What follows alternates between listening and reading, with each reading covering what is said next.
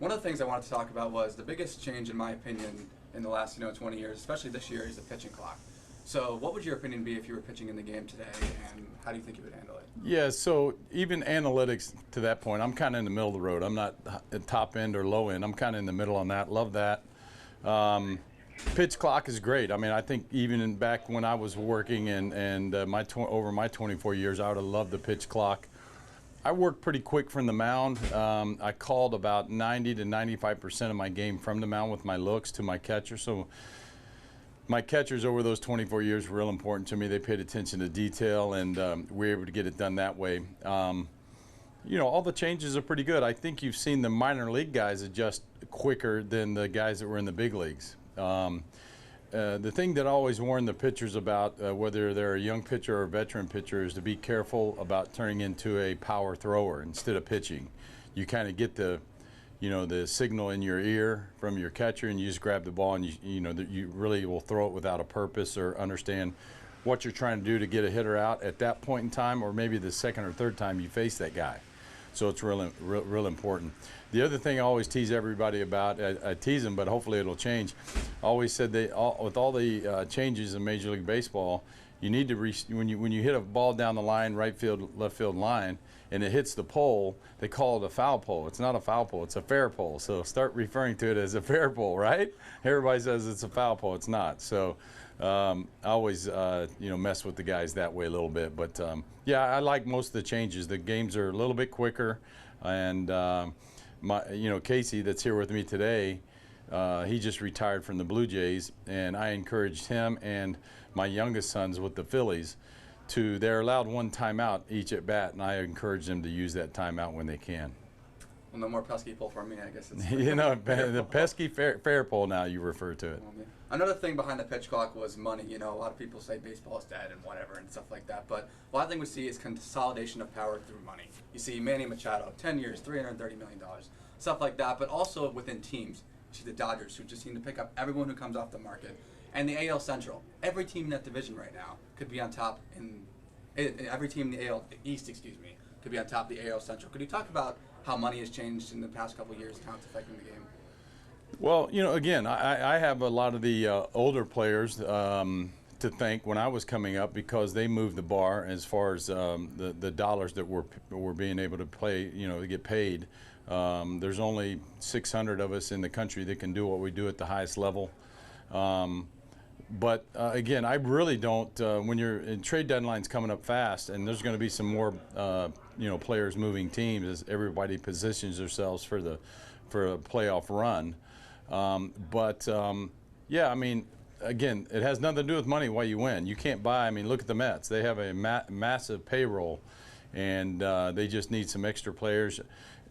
Again, when it comes down, it's just like anything. You probably heard it, and your viewers have probably heard it. But when it gets down to the playoffs, and you get mid-September, early October, and you get into the dance, and you have to win 11 games, it's all about pitching or defense. You have to have a couple big arms that can control and really the tempo of the game, and you have to have everybody that you have to have a really good team that gets along with one another when you're in that type of position. So the money's one thing. You can get these players, but you still have to go out and perform.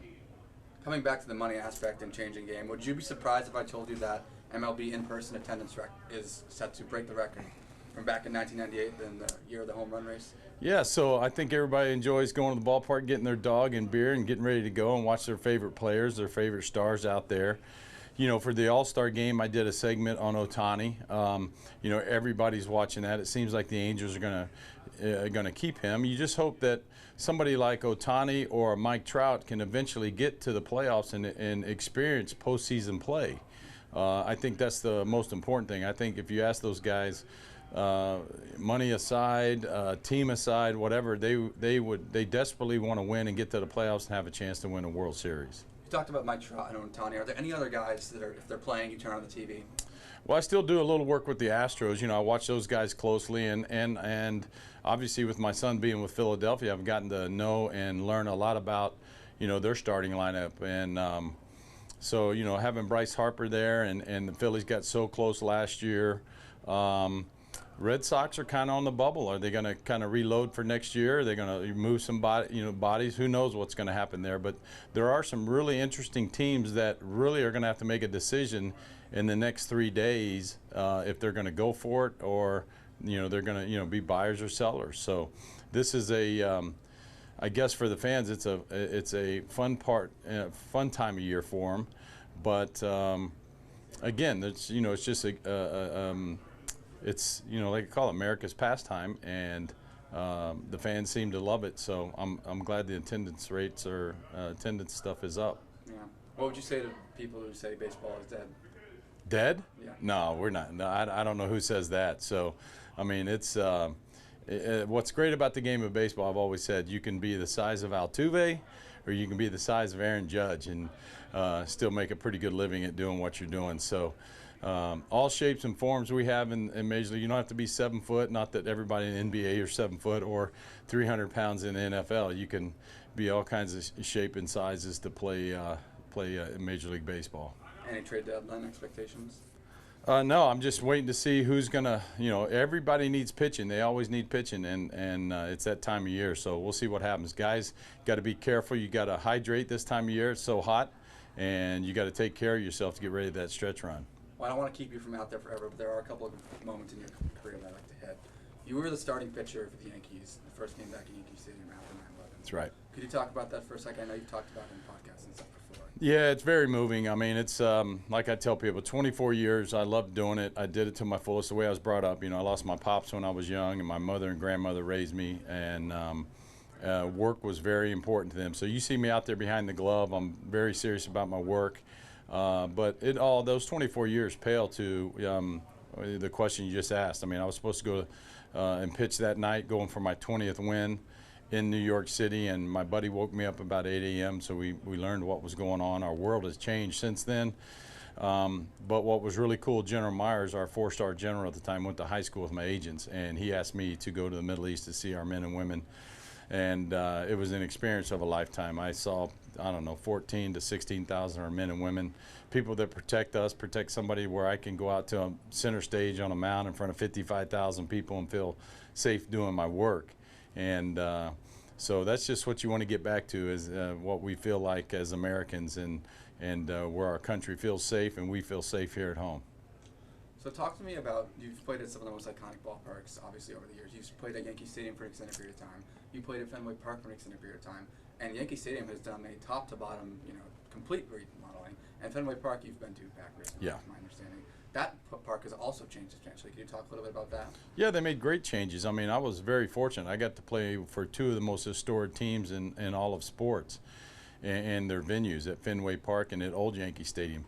New Yankee Stadium's nice, but Old Yankee Stadium, I tease people, we had ghosts running around in that place. So we had so many come from behind wins and the stuff that we did. So, those are great. And pitching in Wrigley was fun. I got to go pitch in Wrigley at Wrigley a handful of times, and those are just great stadiums. If you haven't had a chance to visit them, you need to do it. Of course, you missed out on Old Yankee Stadium. So, but the great ballparks, no doubt about it. Anything else to say? Anything to say to people of Tyler, Texas, people East Texas? No, I love being at home when I get a chance to do things. I've been all through every little town there is through this wonderful state, and obviously we love it because we still make our home right there in Houston. We probably live 7 miles from my high school, so we love being in Texas.